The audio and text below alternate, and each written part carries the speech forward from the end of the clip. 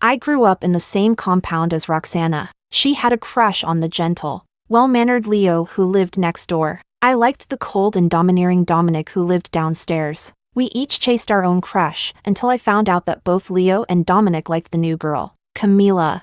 I held on for a while but eventually gave up. Roxana, however, said she wanted to keep trying. I scolded her, then left the country to further my studies, out of sight, out of mind. 7 years later, I returned home. Roxana came to pick me up at the airport. I smiled and asked how things were going between her and Leo. She took a sip of wine, fell silent for a moment, then quietly said, "Bianca, I've decided to let go of Leo." Chapter 1. To be honest, I never thought I'd hear those words come out of Roxana's mouth. Back then, when things fell apart between Dominic and me, I tried to talk some sense into her. "Roxana, let it go. They're both bewitched by Camila. In their eyes, Camila is the innocent white lotus, and we're the vicious, shameless man-eaters. It's just a guy. Come abroad with me, out of sight, out of mind." I remember Roxana smiled at me then. She was beautiful. She had always been the school's top beauty,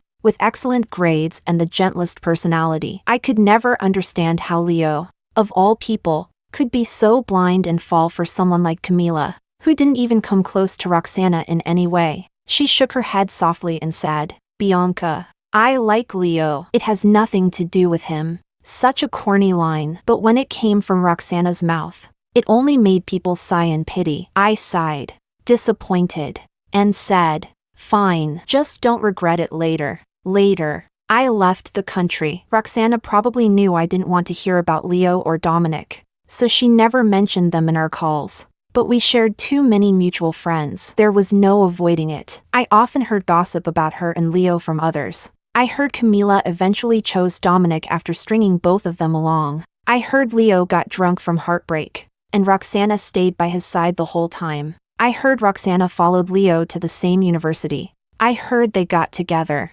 Later, Leo posted an official soft launch on social media, Roxana's picture, taken at some restaurant with a glittering cityscape in the background. Roxana looked at the camera with a radiant smile. The love and tenderness in her eyes seemed to pierce through the screen. It was beautiful, genuinely beautiful. Their hands were tightly clasped.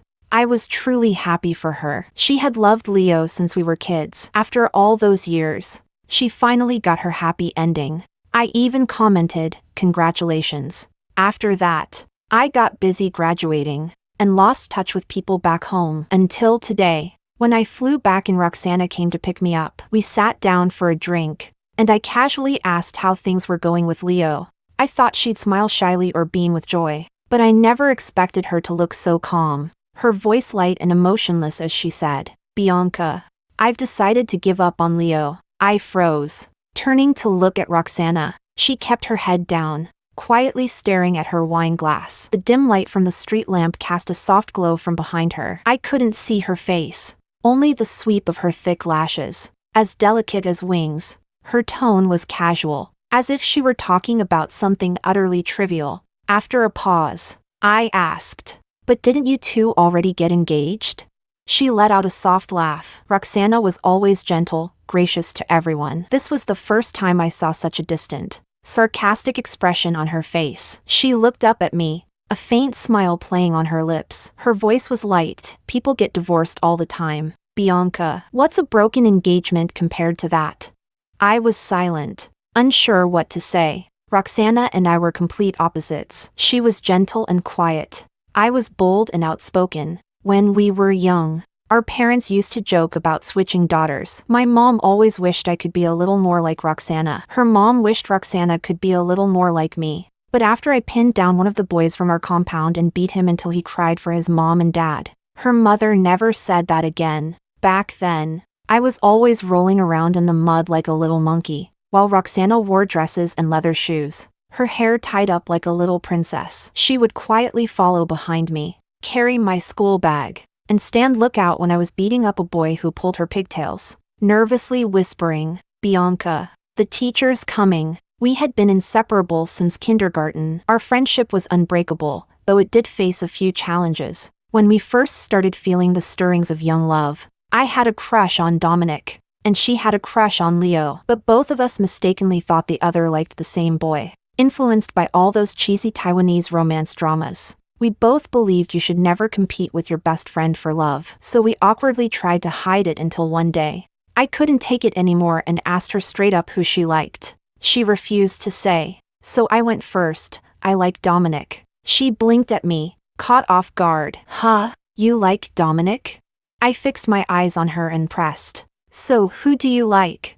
Her face turned red. After a long silence, she finally murmured, Leo. You, I scoffed. You like that pretty boy? Always wearing that fake smile. What's the point of being handsome? She glared at me and shot back. And Dominic? He always looks like someone owes him money. So childish. We argued back and forth, each trying to prove our crush was better. But soon we both burst out laughing. She said, this is nice. Yeah, it really was. Back then, liking someone was so simple. I fell for Dominic when a group of boys, who I'd bullied for a while, finally decided to band together and take revenge. But Dominic, who had just moved in, fought off all 10 of them on his own. He sneered and said, so many boys picking on one little girl? What a disgrace. Then he reached out his hand to me and said, don't be afraid. What's your name? Trying to act all timid, I hid the rolling pin behind my back and shyly said, Bianca. He smiled, took my hand, and walked me home. What a coincidence. He said, I live just downstairs. I'll protect you from now on. With wide eyes, my mom watched as I nodded sweetly and said okay. Roxana's crush on Leo was even simpler. He was a year older than us, a grade above. He had excellent grades, and every flag-raising ceremony, he was the one giving speeches on behalf of the school. Roxana was a top student too. I figured she liked Leo because good students admire each other. Because we all lived in the same compound, the four of us grew very close. For a while, we ruled the school. We were the golden children in everyone's eyes. Coincidentally, our middle school graduation fell on my birthday. The four of us went to the beach to celebrate. I made a sincere wish. I hope the four of us will always be together. 1 month later, at the start of high school, we met Camila. Chapter 2. Camila, clumsy and doing part-time jobs to support herself. At the very start of our first year in high school, she accidentally spilled a cup of boiling water all over me. I gasped sharply from the pain, sucking in cold air through my teeth. But before I could say anything, she was the one who screamed first. She looked up, eyes brimming with tears, and said in panic, I'm sorry. I didn't mean to. I'm really sorry. She looked so pitiful that I held back my temper. I simply looked at the 2 large blisters rising on the back of my hand, hissing from the sting. Dominic, who was next to me, examined the wound and then shot her a fierce glare, saying coldly, are you blind or what? She hung her head and said nothing, her tears dropping onto the floor one by one, as if she was the one being wronged. It irritated me, so I said, forget it. She didn't do it on purpose. That was how we first met. Honestly, I never paid much attention to Camila. We were in the same class, but her presence was barely noticeable. Our school, a high, was the best in City A. The students were either academic elites or wealthy second-generation kids. Camila clearly didn't belong to either group. From the way she dressed and her awkward demeanor, it was obvious she didn't come from a well-off background, nor was she particularly bright. Some classmates once guessed that maybe she was the daughter of a teacher at school, but no one bothered to find out for sure. Times had changed. Whether you were a top student or a rich kid, everyone was busy competing in academics. Unlike in drama series or novels, no one had the time or energy to bully anyone. People with no value were simply habitually ignored. It was harsh, but that's just reality. Camila and a chubby boy sat quietly in the back corner, as invisible as shadows. The first time I truly noticed her was during an argument. It started when her chubby desk mate blocked the hallway after class. Someone behind him waited for a moment, then clicked his tongue impatiently and said something like, if you're fat, don't block the way. Camila, usually timid and silent, stood up with a flushed face and said indignantly, how can you mock someone's body like that? I knew the boy she confronted. He came from a well-off family, always arrogant and sharp-tongued. He wasn't malicious, But he had a big ego. Being publicly called out by Camila irritated him, and he scoffed. Come on. He's been blocking the way for minutes. I can't even say something? What? You feel sorry for him or something? Well, no wonder you're desk partners. You and this fat guy are a match made in heaven. Camila clearly wasn't good with words. Her face turned beet red, but she couldn't get a single comeback out. It was her desk mate who distanced himself immediately, blurting out, I don't even like her. Someone in class snickered. Camila stood there, humiliated. I frowned. This had gone too far. Sure, it was dumb of Camila to stand up for someone who didn't deserve it. But still, I stepped in and said loudly, Duncan, are you going to move or not? If you're late for the next class, I'll write your name down and make you do cleaning duty for a whole week. Duncan raised his hands in surrender and said obediently, all right, class rep, I'm leaving. He gave up arguing with Camila and her desk mate, squeezing past them to leave. In that moment, Camila looked up at me. She was far away, and I couldn't see her expression clearly, but I could tell she was stiffly standing there, staring in my direction. I shrugged and turned away like it was nothing. Behind me, Dominic lazily withdrew his gaze too. I heard him mutter dismissively, idiot. After that day, Camila became even more invisible in class. Every time I think back to this, I wish I could go back to freshman year and slap some sense into myself. Maybe I pitied her, or maybe I just had a lapse in judgment. I'm not the type to meddle, but I've always had this bleeding heart. Heroic complex. That's not me bragging. Roxana once said that about me. That year, during the school anniversary celebration, our homeroom teacher said every student had to perform something. My grades were average, but when it came to non-academic talents, I always excelled. I put together a stage play, leads, supporting roles, sets, decorations, you name it. Just like that, I solved the performance problem for over a dozen shy classmates in one go. As class monitor, all the performance submissions went through me by the final deadline. Only Camila hadn't turned in hers. When I went to ask her, she looked nervous, head down, avoiding eye contact, visibly uncomfortable and embarrassed. I immediately understood, so I tried to spare her dignity by casually suggesting, how about this? My play still needs a background rock. Why don't you be the rock in my scene? She nodded lightly, almost imperceptibly. I never expected that this school play would be how Camila and Dominic first got to know each other. Camila's role was something I added in last minute just to help her save face. She had to wear a costume and play a rock, maybe out of gratitude or sheer seriousness. She threw herself into it completely. Once in costume, she would freeze in place, not moving a muscle, utterly dedicated. One time after rehearsal, she tried to stand up and staggered from numb legs. Dominic tossed her a bottle of water and said, "You're just a rock. It's only rehearsal. You could have sat down. You know? Dumb." I glanced at Camila, surprised. It was a mockery. Yes. But knowing Dominic's aloof and indifferent personality, he usually didn't even glance at people he found stupid, let alone hand them water and mock them in a weirdly caring way.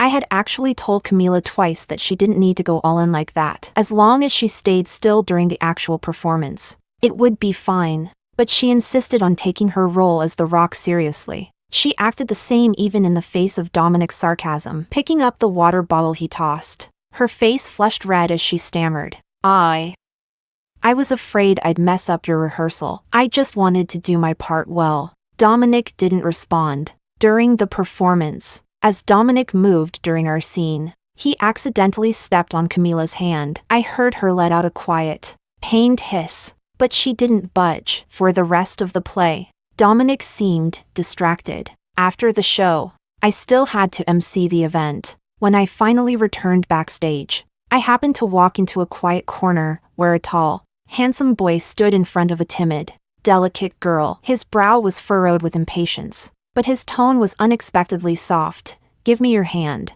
Camila shyly stretched out her hand, and Dominic gently applied a bandage. Then he pressed his lips together and muttered under his breath, "Idiot." Camila, sitting in front of him, looked up at that not quite impatient idiot and smiled shyly, like she was trying to please him. From around the corner, I stood frozen, silently watching the scene. Chapter 3. I didn't ask Roxana why she broke up with Leo. To be honest, a lot of times I feel like Roxana and I are just the toxic supporting characters in a romance novel. The kind of obstacles that make the plot more dramatic before the male and female leads finally get their happily ever after. As for whether Dominic or Leo is the male lead, I honestly don't care anymore. I took a sip of wine and didn't ask Roxana anything. I just said, "You two were already engaged. Breaking it off now isn't going to be easy. Besides, it won't be smooth with your family or his either." Roxana smiled, and I could hear a trace of resignation in her voice. She said,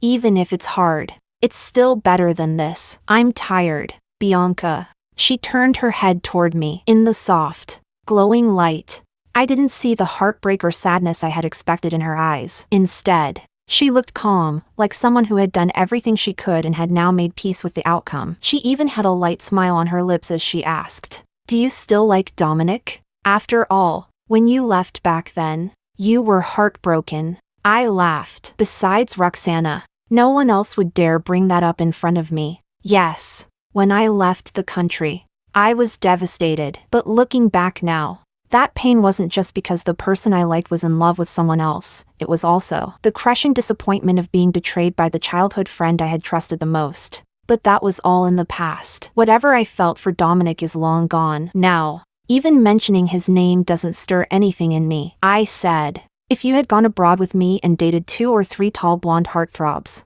maybe you'd have gotten over Leo way sooner." Roxana, you really took the long way around. She burst out laughing, raised her glass, and clinked it against mine. With a smile, she said, "Hearing you talk like that puts me at ease." To be honest, there's been some trouble between Dominic and Camila lately. They fight all the time, and it seems like Dominic is losing interest in her. And now you're back. I wonder how Dominic would react when he sees you. She paused, then laughed at herself as if explaining her own decision to call off the engagement. But hey, if the prince wants to exit the stage, there's still a loyal knight waiting in the wings for Camila. I wasn't interested in Dominic and Camila's drama. I didn't even feel a flicker of curiosity. Instead, I looked at Roxana. Though it had been years since we last saw each other, I still knew her well. She might appear gentle, but she was the most stubborn, determined, and loyal person among us. Otherwise, she wouldn't have clung to her feelings for Leo for so long. If she's truly letting go of Leo now, it must mean she's hit rock bottom, completely and utterly disappointed. But just to be sure, I sighed and said, "Roxana, if you can't let go this time, even I won't respect you anymore." She tilted her head and smiled gently. "I won't, Bianca." After that dinner, we didn't see each other for quite a while. We were both busy. Roxana's a genius. She's currently working with her advisor on a confidential scientific research project. I studied film and television production at USC. My graduation short film won an award at the International Student Film Festival. Because of my passion, I had already co-founded a media company with like-minded friends back in China. We'd produced several short films, won various awards, and built a loyal fan base. I came back this time because my graduation project caught the attention of a renowned director I deeply admire. After a few conversations, he showed strong interest in a script outline I'd written. I fleshed it out, and he introduced me to his editing team so we could refine it together. I suppose he liked me. He even asked if I'd be willing to join the crew and learn under him. It was a once-in-a-lifetime opportunity, so I came back immediately. After that dinner with Roxana and a couple of days at home, I packed my bags and joined the film crew. I never expected to run into Leo under those circumstances.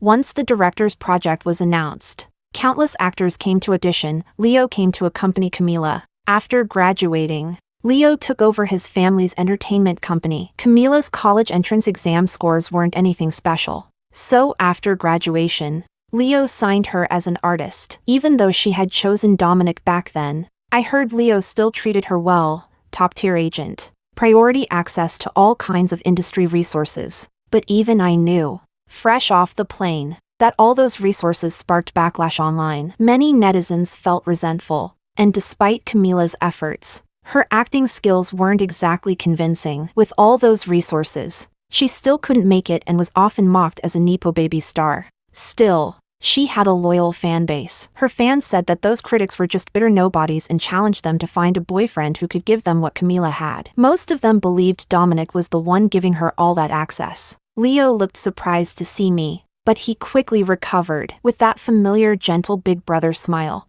he walked over and said, "Back in the country and you didn't even say hello?" My gaze shifted from Camila behind him to his face. I smiled politely. "Been busy. Didn't have time to say anything." He didn't seem to mind how distant I was. Just smiled and kept making small talk. "Dominic probably doesn't know, right? Not long ago he told me he'd be in LA for a conference soon and planned to visit you. You'd better contact him and let him know you're back, otherwise he'll make the trip for nothing." I sneered inwardly. Dominic and I fell out completely back then. I've been in the US for over 4 years, and not once did he try to find me. And now that I'm back, suddenly he wants to visit? How laughable. I was so uninterested I didn't even bother to keep up the polite smile. My phone was stolen a while ago. I lost all my contacts. Leo pretended not to notice my brush off. Of course. I knew he was doing it on purpose. He's always been the kind of person who's sharp at reading social cues and maintaining a perfect public image. Hearing me say that, he just smiled good-naturedly and replied, "I'll have Roxana send you his number." At the mention of Roxana, I finally looked up and gave him a half smile. I wondered whether Roxana had had the chance to break up with him after our dinner. That thought made me glance over at Camila, who stood a little ways behind him, nervously glancing in our direction. She looked terrified of me, pale and stiff. When I met her gaze, she instinctively took 2 steps back. I let out a cold laugh. I couldn't understand why. After all these years, she still wore that same helpless, pitiful little girl look she had in high school, and I really didn't get why. After landing Dominic, she still felt the need to hover around another man with that ambiguous attitude. What I understood even less was, what exactly did these 2 men see in her?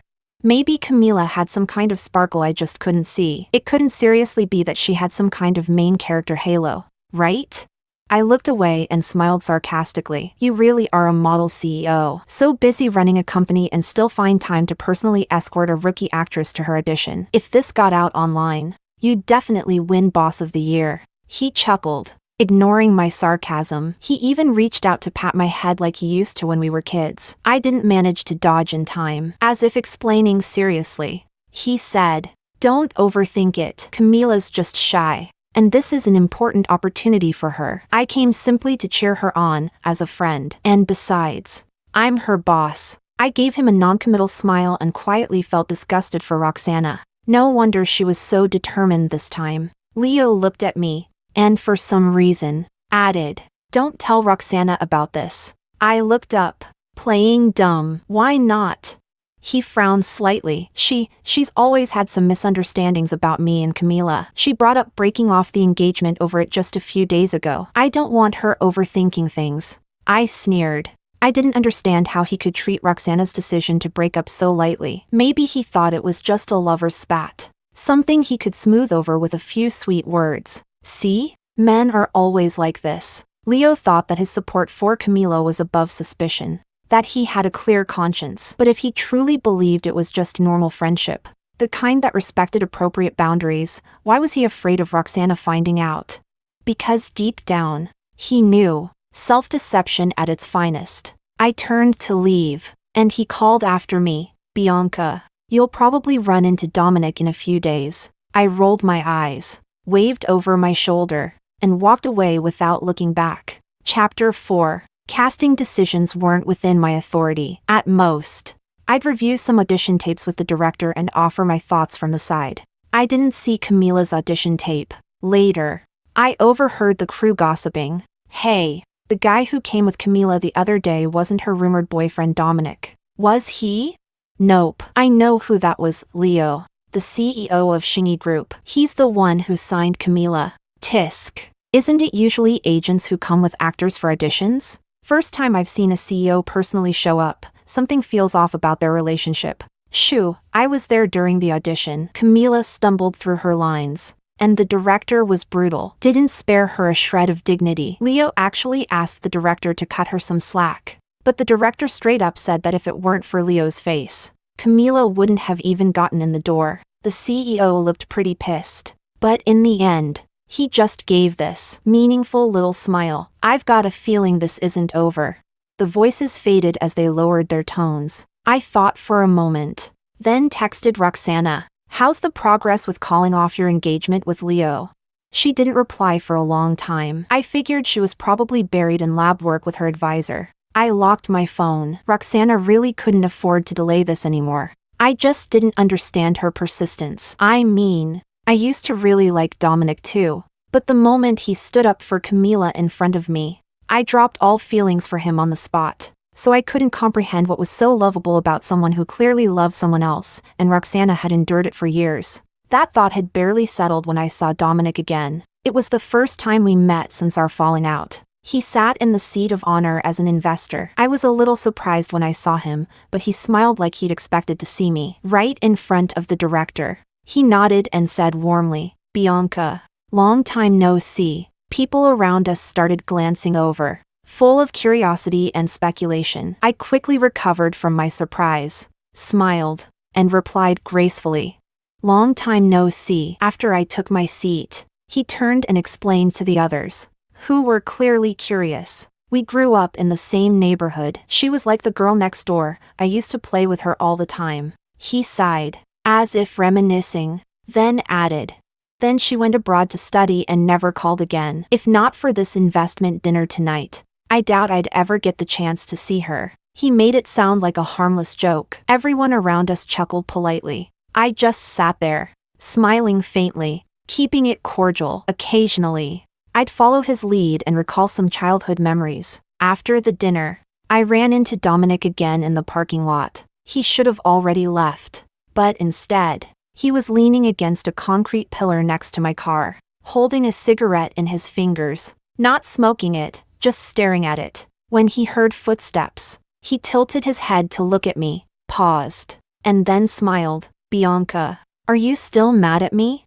I really could have sighed. Back then, nothing that dramatic had actually happened between Dominic, Camila, and me. That night at the school anniversary, when I ran into Dominic and Camila backstage, I was shocked for a long time. After that, I started paying more attention to Camila and noticed things I had completely overlooked before, like the fact that she worked part-time at that dessert shop Dominic always skipped class to hang out at, like how they were much closer than I had imagined, like how, when Camila was hunched over holding her stomach, Dominic would casually leave a milk tea on her desk, like how, when the seating chart was rearranged, he chose to sit beside Camila. From elementary school to middle school, up until Camila showed up, he had always sat right behind me. Back then, he'd often joke, "I promise to always have your back. How could I sit anywhere else?" It wasn't until he became seatmates with Camila that Roxana realized something was off. She asked me, "Bianca, what's going on between you and Dominic?" I lowered my head, staring at my textbook. Of course I felt sad and disappointed, but how was I supposed to explain it? The ambiguous affection between me and Dominic had never been made official. At most, it was teenage infatuation, the kind grown-ups teased us about occasionally. But the truth was, we never had anything real between us. So who he liked, who he sat with, was entirely up to him. I had no right to confront him or get angry. It was already that obvious. Why humiliate myself?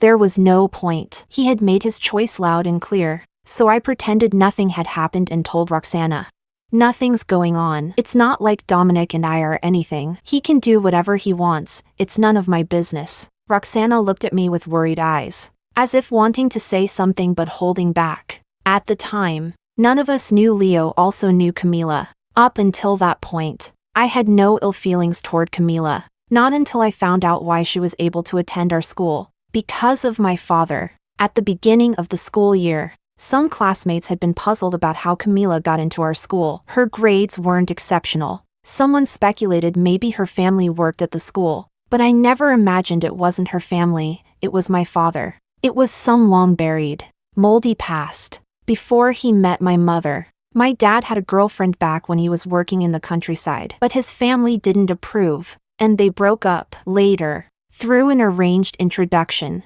he married my mom, who was a great match for him in every way. Throughout my life, they had always been loving and respectful to each other.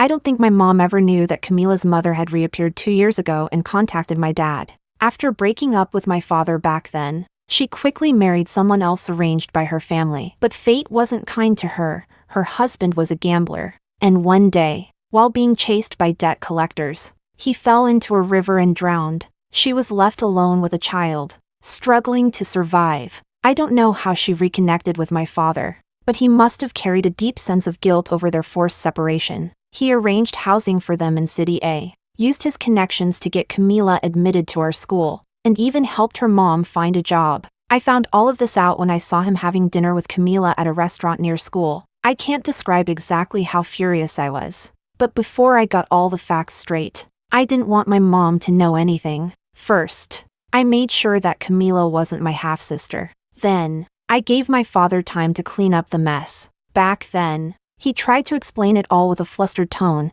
that he was just helping the daughter of an old acquaintance, that she was pitiful, and he only wanted to offer what little support he could. I stared at him blankly, unmoved. I knew he was treating me like a child he could fool, because there are many ways to help someone. None of them involve hiring an ex-girlfriend at your office and putting her daughter in the same class as your own child. I checked his phone. Camila's mother messaged and called him constantly, inviting him over for dinner as a thank you. A nearly 40-year-old woman acting coy in her words, every sentence dripping with guilt-tripping sweetness, saying things like, "We don't know what we would have done without your help. You've saved us. You're the greatest blessing in our lives." Yes. My dad declined the dinner invitations, but he never rejected the worship. I didn't want to hurt my mom, so I gave him time to deal with it. But somehow, this whole thing spiraled into Camila tearfully coming to me, saying that I could hate her all I wanted, but could I please not target her mother? I was dumbfounded. When did this become my fault? A case of school bullying? From beginning to end, I hadn't even spoken to her. Even back then, I was young, but I already understood. This was never a woman's problem. It was a man's, and I had tried to preserve their dignity. I just wanted to quietly fix it and move on. Then Dominic came to me. He looked disappointed, coldly saying, "Why are you like this? Camila and her mother rely on each other. They've been through so much. Why do you have to be so ruthless?" I was speechless. I didn't even like him anymore at that point, but I still considered him a childhood friend. So I held back and tried to explain, only for him to interrupt me and ask, "Are you doing all this to Camila because you like me?" I froze. In that exact moment, I realized all those years growing up together meant nothing. He had never truly known me, and maybe I had never truly known him either. That line from when we first met, "I've got your back," sounded like a joke now, one that slapped me awake, hard. I remember I smiled, looked at him coldly, and said, "Dominic, what the hell do you think you are?" If Camila didn't appreciate kindness, then I'd let her taste the opposite. My dad didn't have the guts to speak up, so I did it for him. I printed out all those sweet little messages Camila's mother had sent him, those gentle, grateful, thoughtful words, along with a photo of the two of them. I made copies for everyone at school. Then, during the Monday morning flag-raising ceremony, in front of the whole student body, with a smile on my face, I said, "Camila from class 6, grade 11, can you please ask your mom to stop seducing my father?" I've always been soft-hearted, but since no one believed it, and treated me like I was easy to push around, then fine. Let them see what it looks like when I'm not. The incident exploded. Camila withdrew from school voluntarily, though I later heard both Dominic and Leo quietly helped her. My mom was worried about my mental state. After a long heart-to-heart, she confronted my father. She never told me what happened next, only that before I left for the U.S., my dad was still kneeling in the garden, begging her not to divorce him. The past feels like a farce now, and here stood Dominic, acting like nothing happened, sighing with false sentimentality. "Bianca, are you still mad at me?"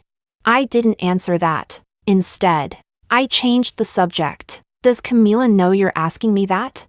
It was a casual question, but something about it made him pause, and suddenly, he laughed, brows relaxed, smile easy, as if amused. He walked over and said, "Want to grab dinner? You barely touched your food earlier." I looked at him coldly. He raised both hands in a gesture of surrender. Just catching up. I was young and stupid back then, let me treat you to apologize. I couldn't help laughing. One dinner to make up for all that? That's generous of you. He didn't seem to catch the sarcasm, and smiled.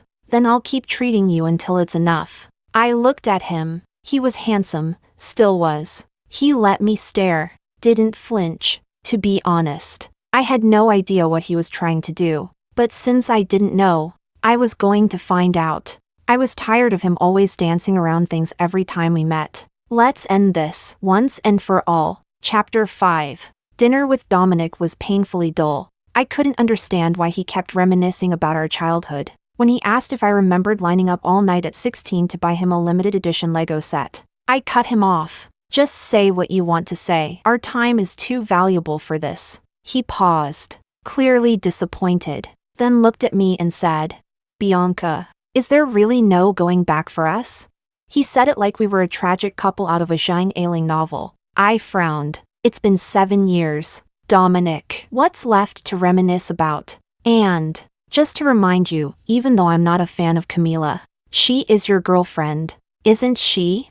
Dominic scoffed, as if the moment I mentioned her, his expression went colder, darker. Doesn't she already have that loyal little knight who follows her around? I found the whole thing absurd and said nothing. Dominic turned to the window, voice distant. Sometimes I don't even know what's wrong with me. I really did like Camila. She seemed kind, resilient. I stepped on her hand during that school play rehearsal. Her face went pale from the pain. But she didn't move, just bit her lip and stayed still. Then I found out about her family situation. I pitied her even more. That teenage love, it was real. I paved her path, gave her resources. She's hardworking, sure, but that's all she is, hard work, no real growth. Back then, my family didn't want us together. I felt like I could fight the world for her. But now that they've finally come around, it's like we're not even from the same world anymore. I watched the confusion flash across his face and honestly found it laughable. Camila really was living in a school romance script. The perfect female lead, strong, kind, innocent, poor but determined. And whenever things got tough, some male lead would swoop in to save her. But school ended. The story froze at the evil ex goes abroad. The loyal male leads protect the sunshine girl. Real life kept moving. Now, one of those male leads seems tired of being the savior, tired of Camila still being nothing more than the hardworking but helpless protagonist. But wasn't that exactly what he fell in love with? I didn't want to keep going in circles. So I said, Dominic, my time is valuable. If you want a therapist, that's a separate fee. He laughed, openly, loudly, then looked straight at me. Bianca, can't we even be friends anymore? I mean, we are from the same world, aren't we? I stood up, picked up my bag, and sighed. Dominic, we stopped being friends 7 years ago. I paused, then added, and you and I? We've never been from the same world. That was the end of it, for me. From now on, we'd walk separate paths. If we ever crossed again, it'd be with a nod and a polite, distant smile. For me, this chapter was closed. The next day, a photo of us made the headlines. The title was dramatic as hell. Camila's rich boyfriend caught secretly dining with mystery woman. Is their campus romance crumbling? Of course. Dominic had it scrubbed quickly, but Camila probably saw it. A few days later, she appeared in front of me. Being a public figure, she was wrapped up tight, scarf covering most of her face. Sunglasses on. Only when she stood right in front of me did she take off her shades, revealing those wide almond eyes. Biting her lip. Miss. I turned around. Since what happened back then, Camila had always been a little afraid of me. You could see it in how she shrunk when standing near. But this time, she gathered her courage and stood tall. Her eyes were already red before she said a word. Bianca, I know that person in the photo was you. She was blocking my way. So I looked at her impatiently. Yes, it was me. So, you didn't think to ask Dominic what we talked about? Her face went pale, still trying to hold it together. She said, I trust him, so I didn't need to ask. I just hope you'll stay away from him. I laughed, really looked into her eyes for the first time. I knew mine must have been cold as ice. Then maybe you and Dominic should tell yourselves that, because I want both of you to stay the hell away from me. I didn't bother with her. I pushed her aside and walked away. Behind me, she called out. Bianca, I won't let Dominic invest in your film, and I won't act in it either. I didn't even pause. Didn't look back. After that strange encounter, Dominic's investment did fall through, because one of his conditions was that Camila would play the female lead. But contrary to what she claimed, it wasn't that she refused the role. The director flat out rejected Dominic's proposal. They couldn't come to an agreement. So the investment died. I found the whole thing absurd. Dominic said Camila and he weren't from the same world. And the whole dinner conversation with me was just to test the waters. See if there was still a chance for us. He was very aware of what he was doing. He didn't see Camila as someone he could marry. So he turned around and told me we belonged to the same world. Maybe he thought I'd been holding on to him all these years. That if he looked back and acted nostalgic, I'd come running. Where did that confidence come from?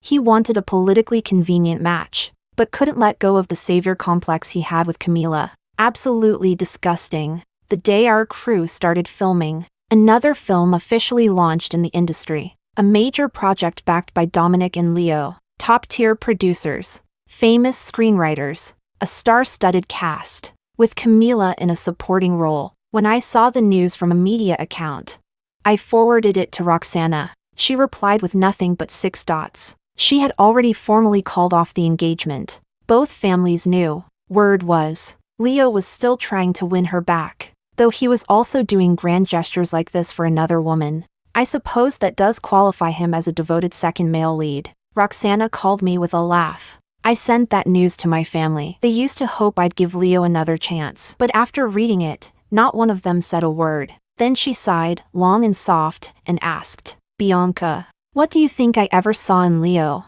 Honestly, it's so strange. Yeah, so strange. But thank God, she woke up just in time. Chapter 6. 18 months later, Camila's film premiered. A massive production with veteran actors, hyped to the heavens, and it bombed spectacularly. Camila, as the lead actress, trended repeatedly on social media for all the wrong reasons. Billions invested. Yet the box office barely scraped 3 million. I wondered if the capital behind it wanted to swallow Camila alive. Oh, wait. The investors were Dominic and Leo. They invested for love. Now that they'd lost their shirts, maybe it tasted sweet to them. A month later, our film, the one Camila had refused, was released. Because of its depth, the discussion it sparked spread across every social platform. Box office shattered records. Netizens made memes comparing the two films side by side. Camila became the punchline again, the day our box office broke 2 billion. That old dinner photo of me and Dominic resurfaced on the trending list. The headline revived the old rumor. Camila's rich boyfriend secretly dining with hit film producer, suspected affair? Right on cue, paparazzi caught Camila late at night, drinking with friends, looking exhausted. Suddenly, the narrative flipped. Somehow, from a blurry photo, people managed to dig up my personal details. No one was talking about my new film's content anymore. They only talked about how miserable Camila was. Some said I'd bullied her in high school, forced her to drop out. Some said Dominic and I had been childhood sweethearts and I'd always been looking for a chance to steal him back. Some said the film had originally been meant for Camila and I'd snatched the role out of malice. Then one of Camila's friends leaked a recording. It was from that time Camila came to me. She claimed she'd only vented in private. The friend released it to defend Camila. Bianca, I know that person in the photo was you. Yes, it was me. So? I trust him, so I don't need to ask. I just hope you'll stay away from him.